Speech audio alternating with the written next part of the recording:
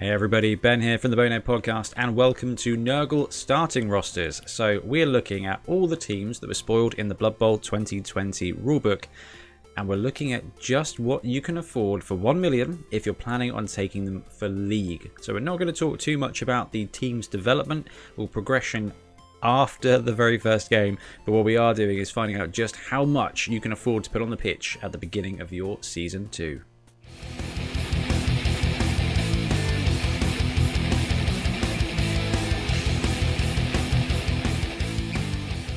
So Nurgle suffered quite a few changes. Now, as you can see on the screen, generally speaking, they've got cheaper, which is good. However, the reason they've got cheaper is their agility has been impaired in some ways. So the Warriors, or the Bloaters, have dropped 5k. They're still dodging on an agility 4+, but they're passing on 6+ now. So they've got passing of 6+. Generally speaking, your Bloaters, your Nurgle Warriors weren't doing much throwing anyway, but now they can on a 6, but yeah, it's only on a 6. Pestigors have also dropped 5k. Luckily, their agility has stayed reasonably the same. They are agility 3+, passing 4+. So they would normally perform the role of a thrower in this team. Again, their passing is in line with everybody else's, so just a 4+ for that. The Rotters have suffered the most. So they used to be agility 3, so they would be dodging on a 3+, making a quick pass on a 3+. Now, it's a 4+ agility and a 6+ pass. So I have, you may have seen on the stream, played quite a few games with Nurgle live, and did some really great plays with the Nurgle Rotters. They just scored things and achieved things they shouldn't have done. That is going to be even harder to do now with the Rotters, although they are 35k. So yes, the agility for the Rotter has been hurt. However, everybody now has the Plague-ridden rule, which is for all intents and purposes the same as Nurgle's Rot. Strength 4 or less player, I think, without Stunty, comes back if it's dead as a Nurgle Rotter. So with all the players getting cheaper, let's see just what you can afford. So the first roster is the No Beast build. So No Beast of Nurgle, or Rot Spawn as it's now called. This roster comes in at 995, so no spare cash. But you do get all 4 of your Warriors, 5 Rotters, 3 rerolls, which is very much needed for this team, and 2 Pestigors. So historically, I think you could run this build with 3 rerolls, but you'd only be able to afford 1 Pestigor. You can now do it and have 2. So the Pestigors are a very important part of this team. But with this, you get 4 strength 4 guys, 2 that are blitzing at strength 4 and that have reasonable agility. You've got a bunch of chaff there in the Rotters, but you still get 3 rerolls. So this team with low agility and no ball carrying skills at all, those rerolls are going to be really important. So starting off with 3 wherever you can, really useful. And this gives you all of those players, with the exception of the Beast of Nurgle, to start farming those SPP to develop, because Bloaters really need block. Once they get block, their strength 4 and block is really good. They are going to start pounding the way. These guys are going to be on the line for this build because you don't have a Beast, so they're going to get the chance to get those casualties incidentally or on purpose. So that's quite good. And you've got 2 Pestigors there, agility 3+ in the backfield with movement of 6.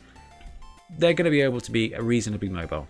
So if you did want to run the Beast of Nurgle or the Rot Spawn, what you can do is drop one of your Bloaters and downgrade a Pestigor as well. So you can get 3 Bloaters, 1 Pestigor, 6 Rotters, and a Rot Spawn with 3 rerolls for 980. So you lose quite a lot in the way of speed from your Pestigor dropping down, agility from your Pestigor dropping down, but you do get a bit of a strength bonus going up from 4 Bloaters to 3 plus the Rot Spawn. What this means is you've got the 3 rerolls, so all you're doing now is saving up that cash to get 75 for the Pestigors or 115 for your 4th Bloater. You will reach that quicker than doing it the other way around and getting the Rot Spawn. This will have more bash. The other build definitely has more dash. But if bash is what you are after, you can, at the expense of your 3rd reroll, which is very risky for this team, you can max out. You can get all 4 Bloaters and the Rot Spawn, 1 Pestigor, 5 Rotters for your team.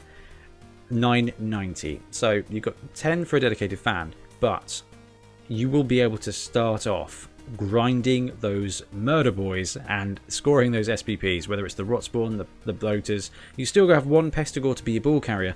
The vulnerability now is with the agility of the rotters being hurt, you will suffer significantly if your Pestigor drops with this roster and you lose a reroll as well, so you've got even less chance of putting it around. If you're there to brawl, this is the roster for you, but it will be weaker for the actual bowl part of Blood Bowl. And because this team has such variety, because they've got all the different positionals, which I'm a big fan of, you can go max Pestigor. Now, I did get called up in the Chaos roster because I didn't include the All Beastman roster, but the max Pestigor build is if you want to go as fast as possible with your Nurgle team. And having 4 players, agility 3+ with movement 6, is and will feel very fast for a Nurgle player. Add to that, you still get the Rotspawn to put on the line, and you do have 1 bloater because you can afford it. You've also got your 3 rerolls for 975. So that is 10, 11, 12 players, 3 rerolls. You do lose out on a bunch of just pure strength, but you will have a bit of speed and you will actually be able to play Blood Bowl rather than just the blood part. It's an interesting roster. I wanted to include it because I wanted you to consider it.